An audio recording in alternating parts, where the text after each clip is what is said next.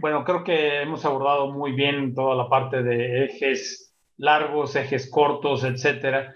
Vale la pena, aunque ya lo tocamos brevemente, esas queratometrías irregulares, esos astigmatismos irregulares y bueno, de entre ellos los queratoconos. Y no sé si, como estoy ya relativamente poco en la clínica, pero hubo una temporada que yo veía muchos queratoconos que podríamos llamarle hasta frustros, ¿no? Que estaban ahí, se quedaron, nunca acabaron de desarrollarse, pero independientemente de eso, es una cosa que es muy interesante, incluso en hospitales de concentración, pues vemos muchos de estos pacientes con queratocono. Eh, Eduardo, tú no sé qué tantos pacientes con queratocono veas, pero ¿qué prefieres utilizar en ese tipo de pacientes, suponiendo que no es el paciente que es un queratocono tan avanzado que le tienes que hacer, obviamente, una queratoplasia penetrante o lo que sea, pero un queratocono, vamos a llamarle normalito, ya de Sí, alguien de 40, 50, 60 años que está ahí estable, entre comillas, ¿no? sí, sí.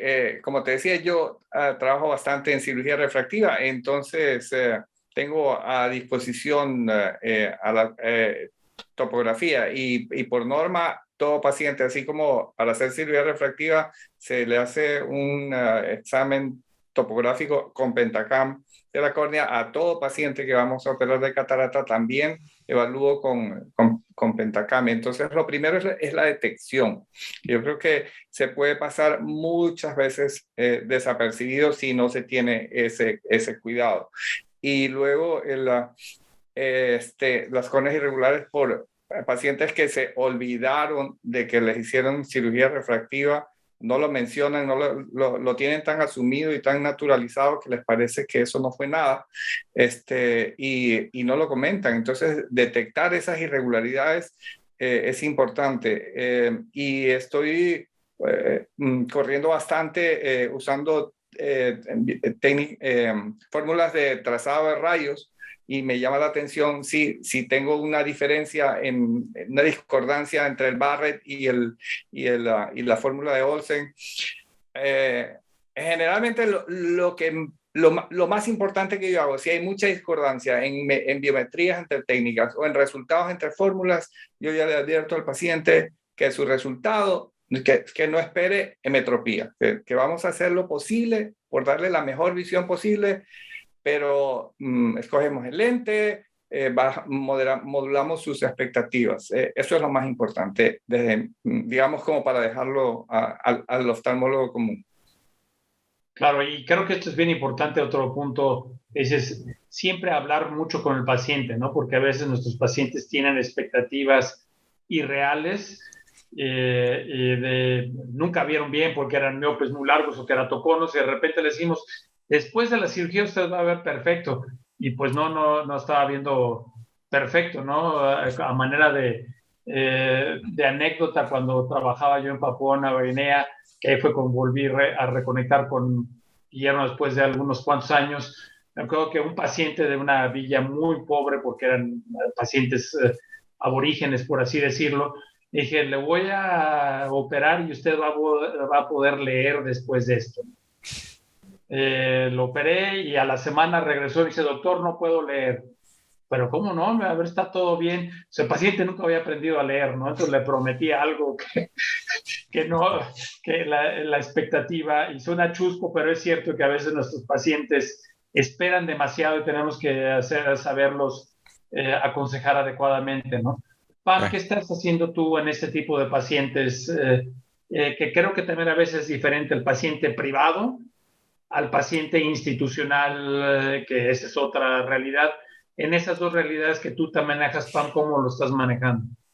Sí, claro, el paciente con queratocono siempre es un reto y es un reto desde que entra y creo que una cosa muy importante en lo que trato de hacer mucho hincapié, tanto yo misma como cuando estamos en la clínica con los residentes, es ver, bueno, cuál es la capacidad visual de ese paciente, por justo lo que comentaba, doctor, o sea, cuánto veía, cuánto le voy a ofrecer. No quiere decir que por operarlo, pues le puedo ofrecer cosas que nunca hemos logrado porque estamos tratando con córneas irregulares de base. Y creo que ya el doctor Viteri tocó puntos importantes, y creo que un punto muy importante en estos pacientes es acordarnos que los pacientes con queratocono muchas veces están corregidos con lente de contacto rígido o gas permeable, y entonces este es un punto crítico, porque el paciente ve bien con su lente, lo ha usado toda la vida, y de entrada que le diga que se lo quiero quitar mínimo 4 a 5, si puede 6 o 7 semanas, mucho mejor, para hacerle el cálculo del lente, pues ya no le hace gracia al paciente, ¿no? Entonces, desde este tipo de cosas tenemos que saber cómo manejarlo con nuestro paciente. Evidentemente, pues los sistemas, nuevamente, como la cámara de Scheimpflug, Pentacam, pues es prácticamente mandatorio en estos pacientes.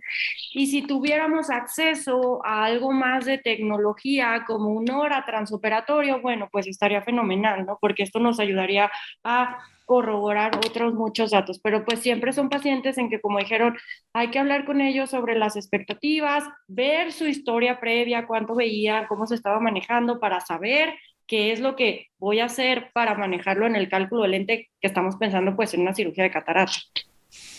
Perfecto, muchas gracias, Pam. Joaquín, ¿tú qué opinión tienes o cómo lo manejas tú?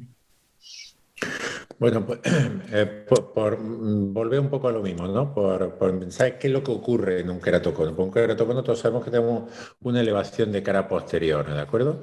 Entonces, esa elevación de cara posterior va a alterarnos de nuevo la relación del ratio cara anterior, cara posterior, y lo que va a hacer es incrementarla, con lo cual vamos a sobreestimar la queratometría que realmente está teniendo ese paciente. ¿Qué va a tener como consecuencia? Pues resultado hipermetrópico, ¿vale? Eso seguro que lo vamos a tener. Fíjate qué cosa más curiosa. En este tipo de pacientes se estuvieron publicando papers en el que cuando comparaba resultados de fórmulas de cuarta generación con la SRKT, resulta que los queratoconos te daban mejores resultados.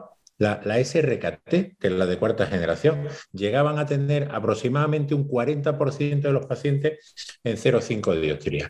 Pero luego, cuando se han ido publicando nuevos papers, se ha visto... Bueno, ¿por qué funciona también la SRKT aquí? Pues fundamentalmente porque en pacientes con ojos normales de longitud normal y queratometría alta, como es el queratocono, tiende a sobreestimar la potencia de la lente, la SRKT. Tiene una tendencia miopizante, y como estos pacientes se quedan hipermétropes, pues la que más acierta. Pero fíjate, acierta en queratoconos subclínicos o moderados, pero ya cuando son muy avanzados, ahí ya empieza a comportarse como el resto de fórmulas. ¿Qué es lo que ocurre en el queratocono avanzado? Pues que empiezan a haber alteraciones de las aberraciones de alto orden, fundamentalmente, como todos sabemos, la comática, y probablemente las fórmulas parasiales no funcionaría. Tendríamos que irnos probablemente a una fórmula más bien de trazado de rayos. Y sí comentaros pues, que hay fórmulas de cuarta generación que hacen ajustes específicos para el queratocono, como puede ser la Holliday 2 y la Kane. ¿Qué precisión tiene? Pues la Holliday 2 para queratocono, una precisión no muy excesiva, estaría en un 28%, en más o menos 0,5. Sin embargo, la Kane para queratocono sí está funcionando bastante bien, dándonos casi un 50% en más o menos 0,5 de dioptría. O sea que ese sería un poco el planteamiento. Si tenemos mucho donde poder invertir en equipo, pues probablemente el LoRa, como nos ha dicho Pamela, podría ser interesante. Si queremos ser restrictivos en el gasto, pues probablemente pudiéramos irnos en queratoconos iniciales a la SRKT, echarle un vistacillo a la Kane para queratocono, y desde luego queratoconos ya más avanzados tendríamos que irnos a trazado de rayas. Excelente. Memo, ¿tú haces alguna cosa diferente? Y te pongo una segunda pregunta ahí. Muchos de estos queratoconos que, aunque hayan estado estables, están tan irregulares, etcétera, o incluso que puedan tener algunas cicatrices y que decimos, no, hay que hacerle una queratoplastia penetrante. ¿Cómo manejarías el cálculo? Entonces son dos preguntas en una. Si hay algo diferente, sí o si no, y en la segunda pregunta. No, me gustó mucho cómo lo resumieron, pero sí, yo manejo muchísimo queratocono aquí en el centro, en las praderas canadienses. De hecho, mi oficina es el único centro donde manejamos queratocono, y hacemos mucho de cross-linking, además tratamientos guiados por topografía, Intacs también, hemos empezado a hacer CAERS también, y en algunos casos, ya metiéndome un poco más a lo de los lentes, lentes en queratoconos estables, incluso lentes fáquicas, tóricas, en algunos casos estables, y luego cirugía de catarata. Entonces, lo primero para mí es cuál es el objetivo del paciente. Entonces, lo que dijo Pamela es muy importante. Si nosotros vemos y estamos tentados a corregir el astigmatismo en un caso de catarata con queratocono y ellos manejan bien su lente de contacto, pues ni tocar eso. Mejor poner un lente monofocal y manejarlo con lente de contacto. Pero hay algunos casos que funcionan muy bien, con lente tórico. Voy a compartir aquí algo que espero que resuma un poquito más lo que venía mencionando Joaquín. Este es un artículo que a mí me ha servido mucho de guía, que fue publicado en el British Journal of Ophthalmology, y es precisamente lo que él hablaba de cómo hay que dejar al paciente el riesgo de la hipermetropización y por qué entonces hay que tomar en cuenta las queratometrías del paciente. Entonces, lo que yo hago es básicamente basado en esto, en donde sí las queratometrías son menos de 48, apunto más o menos a un -1 y uso las queratometrías que medí.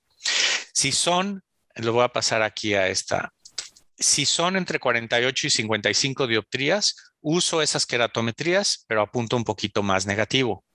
Sin embargo, si las queratometrías son mayores de 55 o la córnea, como ya pasando a la siguiente pregunta que me hacías, la córnea es muy irregular, entonces me olvido de estas queratometrías, pongo 43-25 y hago este target de -1.50.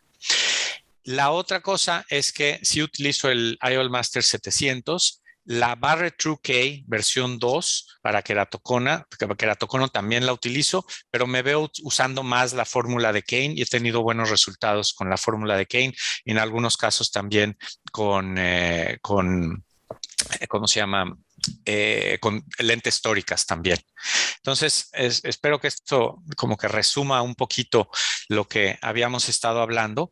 Y ya si veo que el paciente tiene una córnea demasiado irregular y tiene catarata, yo me acuerdo cuando entrené, hacíamos la queratoplastia triple, era hacer el trasplante, quitar la catarata y suponer unas queratometrías de 43.5. La verdad es que cuando le atinamos a eso. Entonces prefiero hacer el trasplante y luego, ya que esté cicatrizado, hacer la catarata ya con un buen cálculo.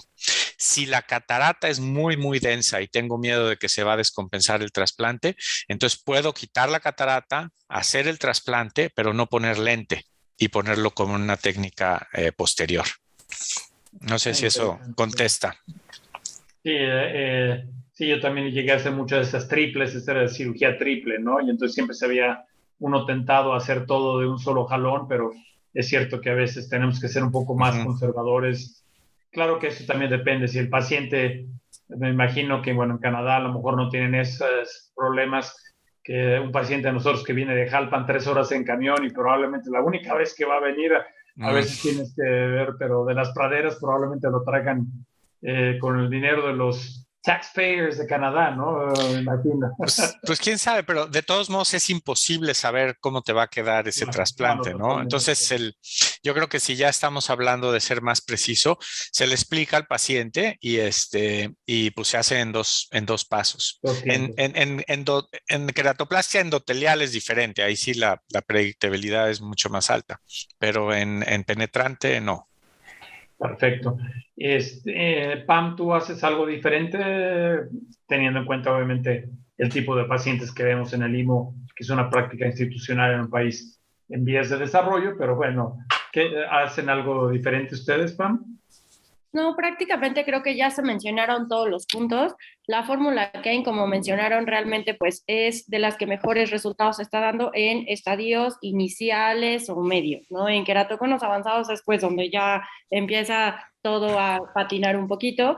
Y creo que otra cosa importante, bueno, para los que nos escuchan, es decir, que esta fórmula pues está en línea, es de libre acceso, porque hay algunas fórmulas que, bueno, no son de libre acceso, pero esta sí, básicamente, y pues prácticamente cualquiera puede acceder. Y otra cosa que mencionaba el doctor Rocha hace rato es que todas estas fórmulas y estos calculadores, es un punto importante lo que dijo, no se vale intercambiar, ¿no? O sea, no tengo Pentacam, pero voy a meter las keratometrías de mi autorrefractor o algo así. O sea, no, eso sí hay que ser muy acuciosos porque si no, no funcionan. O sea, están diseñadas y están validadas para ciertos instrumentos. Pero no, básicamente, pues hacemos lo que se ha comentado. Perfecto, muchas gracias. Eduardo, ¿tú haces algo diferente? No, realmente yo creo que ha estado muy bien cubierto. Sí, nada más tal vez preguntarle a Guillermo en una queratoplastia cuando espera para el implante del lente, posteriormente, ¿cuánto tiempo en general espera después de una queratoplastia para el implante de lente? Sí, pues obviamente los pacientes les haces el trasplante, tienen la catarata y te andan empujando, ¿no? ¿Cuándo me va a hacer? ¿Cuándo me va a hacer la cirugía?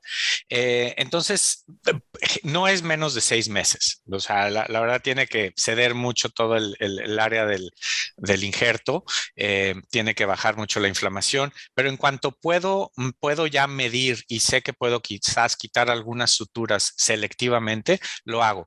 Una cosa que es muy tentadora y también siguiendo con este punto es, he visto muchos casos referidos por colegas donde se antoja poner un lente tórico después de un trasplante. Y nuevamente, ahí yo no estoy de acuerdo con eso porque nunca sabes cómo va a cicatrizar ese trasplante. Entonces, me espero unos 6 meses y si puedo obtener una buena topografía, una buena biometría, procedo a hacer el trasplante, pero la cirugía de catarata con lente, pero siempre con un lente monofocal en esos casos. ¿Y la presencia de un implante, de un segmento intracorneal, cambia en algo el approach a la biometría? Pues depende, he hecho varios casos así, siempre dejo los implantes, dejo los anillos. Te refieres a los anillos, ¿no? Como Ferrara o Intact. Sí, generalmente los dejo y no hago ningún cálculo especial. Utilizo con el IOL Master, me han salido bien los resultados. Excelente, sí, eso es un muy buen punto.